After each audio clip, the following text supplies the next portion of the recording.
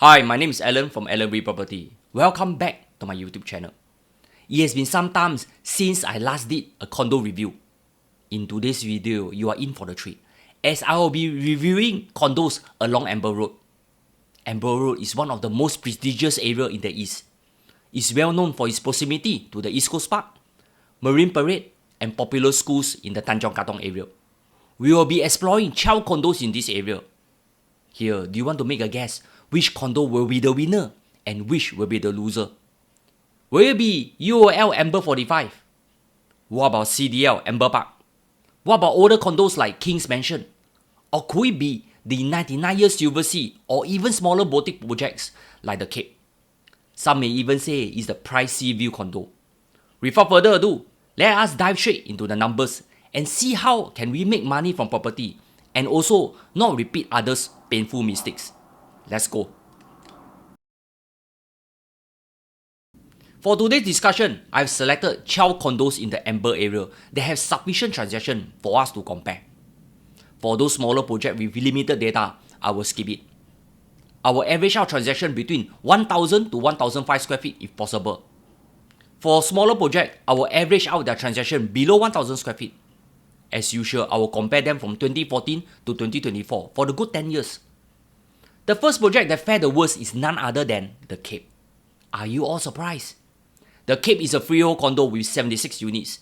They are mainly small 1 and 2 bedrooms units with a handful of 3 bedrooms. So far, 19 out of 20 transactions are unprofitable.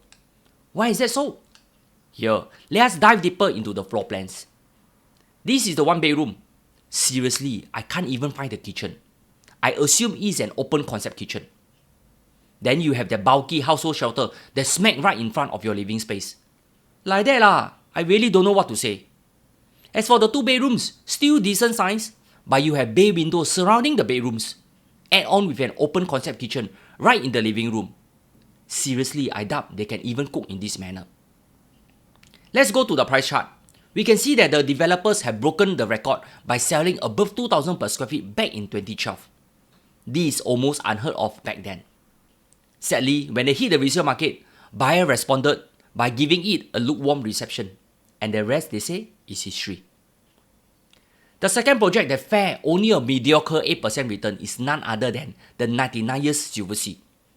Silver Sea is the former HUDC that went en bloc.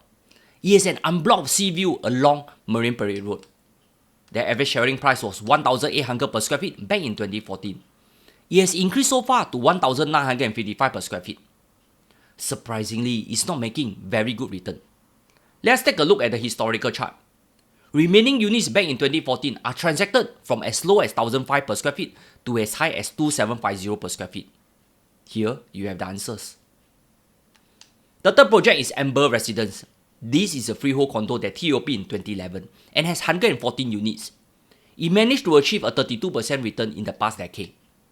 As I look deeper into the data, there is a good mix of profitable transactions at 54 and unprofitable ones at 14. In terms of historical prices, some of them that bought during the initial launches are losing money. Prices have seen moderate growth over the years. Out of curiosity, let me take a look at the floor plans. Strangely, most of them have private lift even for the 2 bedrooms. A typical 2 bedroom is also huge at 108 square meter with the lift and private lift area also counted in the strata area. The aircon latch, bay window and balcony space will further eat into the livable area. Like that, many buyers are not willing to pay top dollars for it, especially for the 2 bedroom. Next, we have the Shaw Residence. This is an interesting project. The developer sold it for 103 years in 2009. This is the former site of the freehold Rose Garden that went through a collective sale.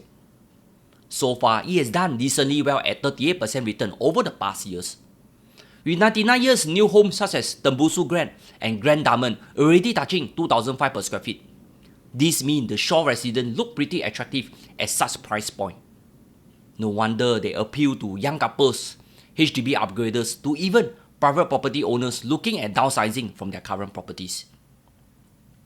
Sidetrack here, Sim Lim is targeting to launch its 99 years leasehold site known as the Emerald of Katong in the coming months.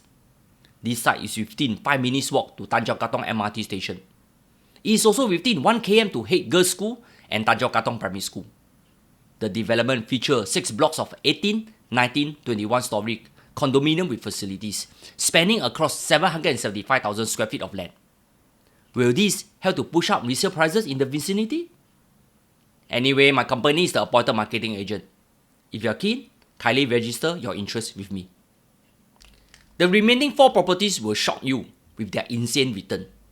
The sea view is always regarded as the Ardmore Park in the east. It's on freehold tenure, completed in 2008 and has 546 units. It's developed by Wheelock Properties. Units are spacious.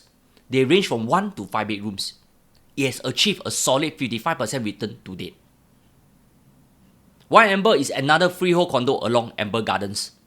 There are 4 tower blocks with full condo facilities. It TOP in 2010 with 562 units. It achieved an impressive 56% return. Along the same road, we have the Estar. There are 5 tower blocks with 400 units. This was also the beginning of the era whereby unit mix are the same throughout the entire stack, except for the ground floor and the topmost floor. This means that buyers can better visualize the units they prefer. The layout is also ideal for families. Just take a look at these 3 bedrooms. This is what we call the typical condo layout we've seen in most condos today, except that the space is more generous at 1346 square feet. This, in my opinion, is a pretty decent space to bring up a family. Anyway, it fared an impressive 61% over the years. A good layout, good location, and ultimately good product go a long way to capital preservation. Don't say I never share with you lobangs. Lastly, do you want to guess which condo has the best performance in the past decades? Well, I believe many of you will rule out these underdogs. This is none other than the grand Old King Mansion. These 196 units are on freehold tenure and TOP in 1982. Back in 2014, the average price was only 1189 PSF. Today, it's going for 1932 PSF. This means its value has appreciated by an impressive 62%. I think this is a good price to exit if you do not wish to wait for en bloc. Anyway, at such prices, it can be pretty daunting to go through. Hold on, I have yet to finish the comparison. If you notice, most of the above condos are more than 10 years old. Have I left out the newer ones such as Amber Park? To complete my Amber Road analysis, I've also included newer projects that have TOP. Here, I will compare them from 2019 to 2024 instead. This will allow us to capture some valuable insight on TOP condos. The first condo that appreciates by 7% is Coastline Residence. This is a standalone condo with 144 units.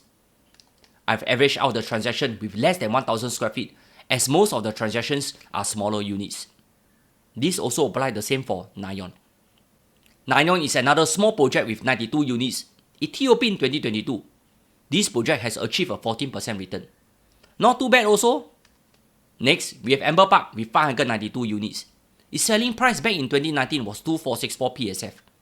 Today it's trending around 2886 PSF.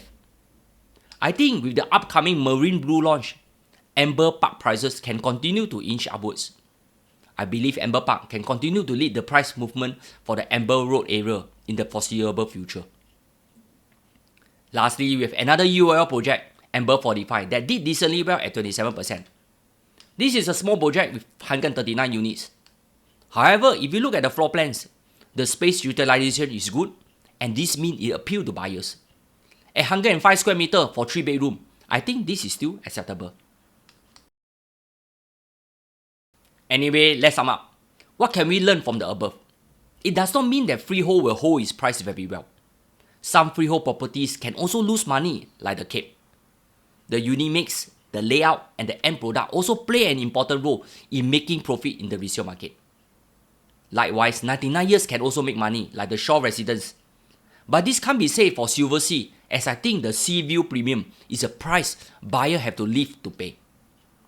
The rest like One Amber to the Estar are popular for those looking at bigger developments with more comprehensive facilities. The bigger units and layout also play a big part. As for smaller projects, they can also make a profit, except that most still prefer to go for 3 bedroom in this family-oriented area. The return for the smaller bedroom will usually be lower. Lastly, buy long term, buy a good project and hold it there. One day you will make money. That is the game. Here, if you have any comments, please feel free to share them with me. If you have any plans to sell your Amber Road properties, I'll be keen to assist you. Please contact me directly and hopefully I can feature your property in my next video. That's all. Please like, share and subscribe to my YouTube channel if you have not done so. See you around.